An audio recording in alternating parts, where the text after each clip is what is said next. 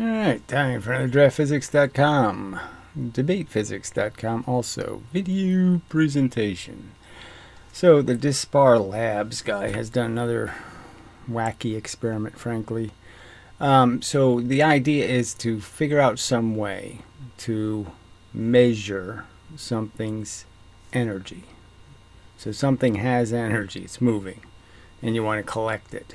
So they have ballistic pendulums that are intended to collect energy from some fast-moving object, but you can't collect energy. It only collects momentum.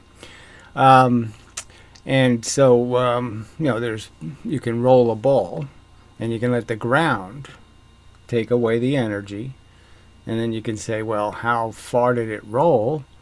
But you'd have to realize that, well, how far it rolls is going to depend on how fast or how well it extracts the energy. So the less friction there is, the less there's going to be any transfer of its energy. So it's like hitting light pins with a bowling ball. It's not going to work as well. The ball's not going to transfer its energy the same if the pins change weight. So it's a problem. Now, I've pointed out that Joule is famous for, in a way, solving the problem. So the idea is if you can convert something's motion into its most elemental form, heat. So he took an insulated tank full of water, and he put a paddle in it, okay, and a pulley, and he just dropped masses, actually. So he didn't have a car pull on it or a horse pull on it or something pull on it and measure the energy that way. He just dropped masses in gravity, which is a problem because depending on how long it takes the mass to fall, it will, in fact, collect more or less energy. So dropping 10 pounds this distance, just like lifting 10 pounds, you could take 10 minutes to lift 10 pounds and you're doing a lot more work. Or you could just lift it really quickly and you're doing a lot less work. So dropping things isn't very good. So we don't have like, okay, what's a 10 mile an hour car? How much energy does it have versus a 20 mile an hour car? Those tests weren't done. At least not that I know of and not recorded, blah, blah, blah, blah, blah. So his plan is put a clothespin on a rod and use that. So instead of a spring or clay, he could have objects that aren't round push into clay, and you can see how far they push into the clay, and that'll tell you something. Might not be perfectly accurate, but it'll be something. Now, if you use round objects and you just dent the surface, that won't work. Because the round object is, again, just changes the shape. Its shape changes as it goes deeper into the clay. So obviously the object with more velocity that goes faster into the clay is likely to get away with it. So these aren't so there's no paper explaining how this static friction or this frictional force is always the same no matter how I apply pressure. Now you can just see by doing it with your finger that it just jumps. There's a point where you put enough pressure and boom, it just goes. So it's all about a kind of static friction and overcoming that. And you can really feel it when you just go fast. The faster you go, the easier it gets to push. So I call bullshit. I mean, it's a nonsense experiment. There's absolutely no evidence this is how you test for energy. All right, so just to illustrate it once again, so I've done this over and over again. They've provided zero explanation for the simple truth that yes, if I make something go twice the velocity, all right, the same object, same mass, 1v versus 2v, the twice the velocity will travel 4 times the distance, maybe even more. And the kind of curious point is that it will be going half its velocity after it's traveled 3/4 of the distance. Much like what happens in gravity, frankly, in the fact that if I drop something, it goes half its speed after just 1/4 of its dropping distance. It doesn't matter what height I drop it from, it will be going half its speed, okay, 1/4. And the next 3/4, it will only gain 1 more unit of velocity. So it gains 1 unit of velocity here and only 1 unit of velocity here in this distance. And, we know that it's only going to end up with twice the velocity, blah, blah, blah, of this point. So half the velocity isn't at the middle where you'd expect it to be. So obviously there's an inconsistency there, but it's completely understandable once you realize this takes the same time as this. And obviously gravity is a time-dependent force. So I've made arguments about sliding across thin ice, that you can slide across thin ice if you go quickly. If you go slowly, you'll weigh your full mass. You'll be heavier on the ice. It's just a fact. The faster you go across a scale, if I put a scale in the road, the cars that are going the fastest will weigh the least. Just a fact. Because there's just less contact with the surface, less time for the mass, okay, to apply to lose its energy. All right, so anyway, so in the case of the tube velocity, it goes 4 times the distance. And again, it's the same exact equation. This will be the same unit of time that this will be. And again, you know this because this experiment, the 1v, is this experiment. Okay, so you don't even have to do the experiment to know by, intractable logic that we know what one velocity looks like. We know what it looks like when it's going 1 velocity, and this is what it looks like. So it's going to do that right here. All right, and all of this, okay, is going to happen and only lose half the velocity. So the simple argument is obviously this is less friction. The higher velocity means the gravity has less time to push things into the surface. It's making less hard contact. It's not pushing into the sandpaper, so to speak, so it slides much easier. So obviously with this clothespin gimmick, it's the same idea. It's a constant force, but it's friction. And friction has a static component that once you break it, okay, then you can slide much easier. And the faster you get that pin moving, the less contact it's making with the surface per centimeter or millimeter. And obviously the less it's going to be rubbing or heating or in some way transferring its energy to the contact. Through the contact. The clothespin is getting hot slower. The piece of metal is going to get hot slower. All of those things will happen less dramatically because there's less contact, less friction. All right, so I'll be back. All right, so this starts with their scientific contention, right? So I'm just arguing it's a silly fable. It's not science.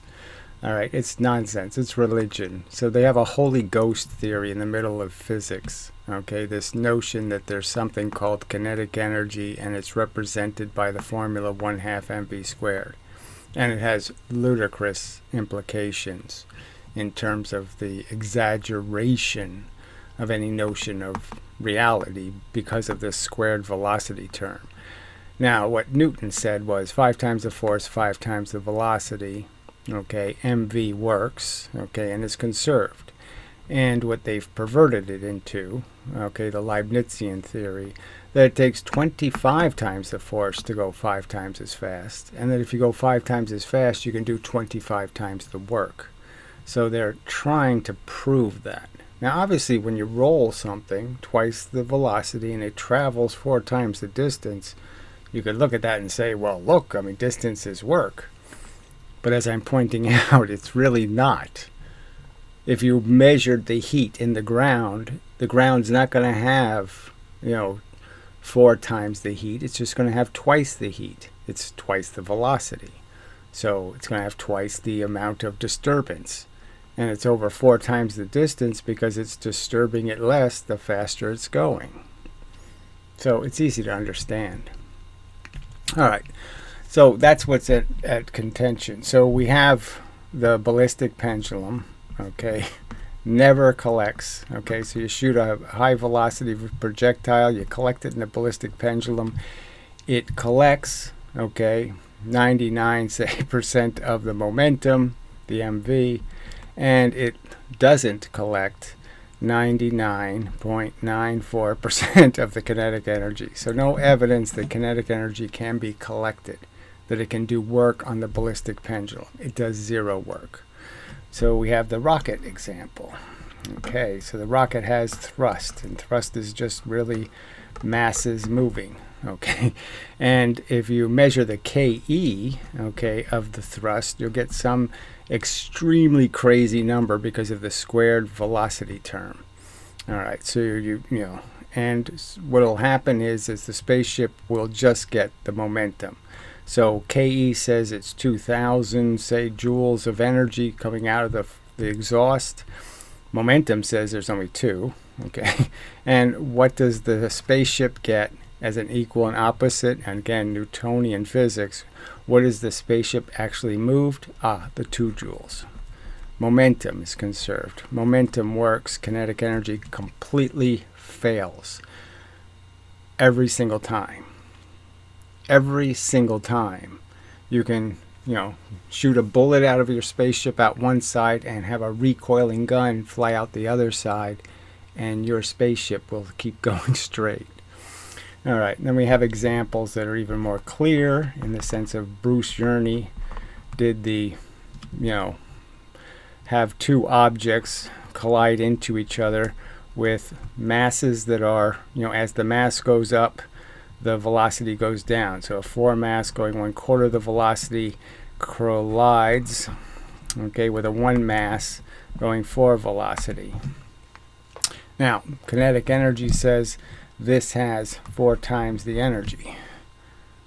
Does it push? No.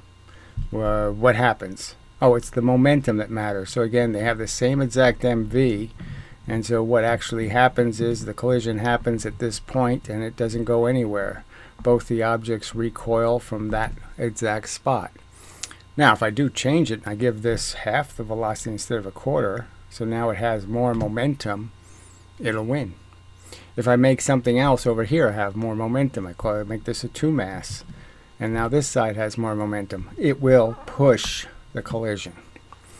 So we have, you know, the Mythbusters crashed some cars. So they crashed a car, same car, okay, crashed it at 50 miles an hour and then crashed it at 100 miles an hour into a brick steel wall. Did kinetic energy show itself? Did the car with twice the energy, the kinetic energy, do twice the damage to the wall or twice the damage to the car? No. Same exact, you know, I mean, same exact for momentum. I mean, I should have said 4 times. Twice the velocity, twice the force, twice the work. All right, so I'll make some more examples. This is so bad. So this is just a record to demonstrate that science is so corrupt and people are so evil and rotten that they'll defend absolute crap. I mean, it's absolute crap, unproven crap as theory. And here they are aggressively defending what is just nonsense. It doesn't happen. Right, so just let's emphasize again. So I could take any electric motor, and their argument is if I want to spin something, okay, on a radius, a disc, a drill bit, a saw blade, anything, I have to put in 25 times the fuel, 25 times the electricity to make it spin 5 times as fast. That's their argument. They think that's true, And I don't think they actually do think it's true. I think they know something's wrong, because that doesn't happen. It doesn't take 25 times the energy to spin it 5 times as fast. It takes actually less than 5 times the energy, because of efficiencies gained in bearings and other mechanisms. But clearly, no, not even close. This doesn't happen. Momentum is all that matters. Momentum is what hits people. Momentum is momentum. This kinetic energy stuff can't do work, any real work. So all it can do is, you can be fooled. I mean, if you dent clay with round objects, and if you put clothespins on sticks, you could fool some people.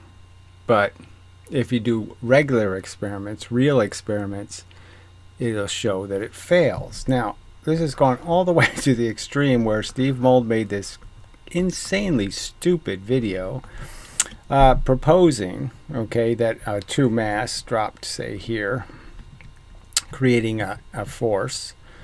It will produce a 2 mass leaving, okay, but it can't produce a half mass, okay, going 2v. That something stops it from happening. The light object is somehow harder to push, and somehow the lever will not be able to go twice the velocity, even though the rate of deceleration of the 2 mass would be identical to the acceleration of a half mass. Even though it matches perfectly, it makes perfect sense that it will happen. Even though it will happen with just a stick, right? If I just have a stick, we know this end of the stick's going to go twice the velocity. And the whole stick doesn't fail because of some failure to be able to move this, piece of the stick twice the speed. Of course it can move it twice the speed. So it's really just silly. This argument, they weigh exactly the same, so they're applying the same exact force to the other side. So they're even arguing that somehow they can tell the difference between a half mass twice the distance and a full mass 1 unit of distance at a fair test. They're saying, oh yes, it's just so easy because this only travels 1.4 the velocity, minus 0.6, okay, a huge amount. It's a huge loss.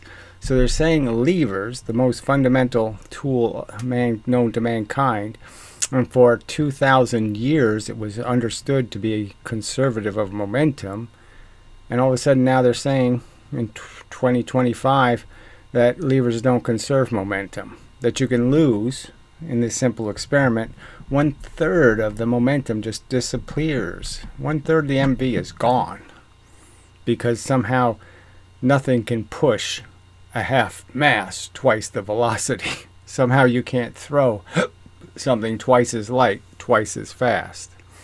You can only throw it 0.4 as fast with the same energy. So clearly catapults, levers, trebuchets, all these things do work. They all do obey the law of the lever, and this is a ludicrous argument. And again, just the simplest argument I can make is, they're saying that if I spun a water wheel 5 times faster, it will now do 25 times the work. And you could apply that same principle to a turbine. And somehow if I make a bunch of little turbines that go very fast, I'll create more electricity than if I have a big one going slow. Now we know they make big turbines, so we know there is no advantage to spinning the turbine faster. No gain in its capacity to create electricity. And it doesn't create electricity by magic. It creates electricity by moving magnets. Okay, and it can't make more electricity by moving the magnet faster. Or no more than the twice as much for twice the speed. That's all you're going to get.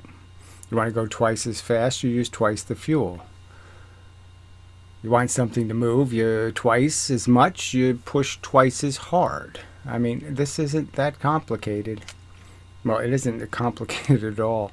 So again, this all goes back to Leibniz, who never tested anything and just stated that 4 pounds, okay, dropped 1 foot, is the same force as 1 pound dropped 4 feet. And the truth is 1 pound dropped 4 feet is only twice the velocity. So they're basically saying that something with 1/2 the momentum can somehow do the same work. And you've got to know that can't happen. Things with different momentums can't do the same work. They can't make the same heat. They can't make the same motion in the universe. Things, because the motion in the universe is always just how much mass is it, how fast is it going, and that's what it's always going to turn into. That's all there are. That's all there is in the universe, little bits of matter moving. And it all reduces. You could always say how many little bits will something big moving cause. If I banged it into little bits, what would it cause the little bits to do? And so we're back to the joule experiment, which if somebody would build one and then tie regular objects to it, moving things, then there wouldn't be a subject anymore, because it would be quite obvious that the only thing that's conserved is momentum.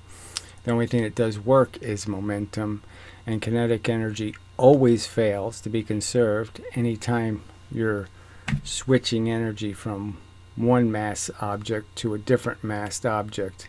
You'll always lose kinetic energy, or make free kinetic energy. Because in this case of the lever, just understand, if it's 1.4 that equals 2, that means they're saying I only have to go 1.4 the velocity with the half mass, and I can make a 2 mass fly off with 1 velocity. I can make free momentum with their kinetic energy theory. And that's just free energy, and it's stupid. So anyway, so just for the record, no rational responses, no explanations, no anything explaining why there is this huge vacuum of evidence, why they've tested none of this. I mean, and again, some of the arguments there's just no defense for. It's quite obvious. Spaceships, the most elemental experiment you can do. You have something in space and you want to move it. And there's this elemental concept that you eject something and you'll move because of the ejection. And the fact that kinetic energy fails that test demonstrates it can't do work, because that's the definition of doing work in the universe, is causing something to move. And the fact that you can't use kinetic energy and get an equal amount of opposite reaction just proves the case. This shouldn't have to be argued, because this fable is as stupid as saying fish can talk. It's really stupid. Well, speak English, let's say. Yeah. It's just... Alright, that's probably enough of a video. So, I've done my part. I've made all these reasoned arguments why this can't possibly be true, why it fails every legitimate experimental test.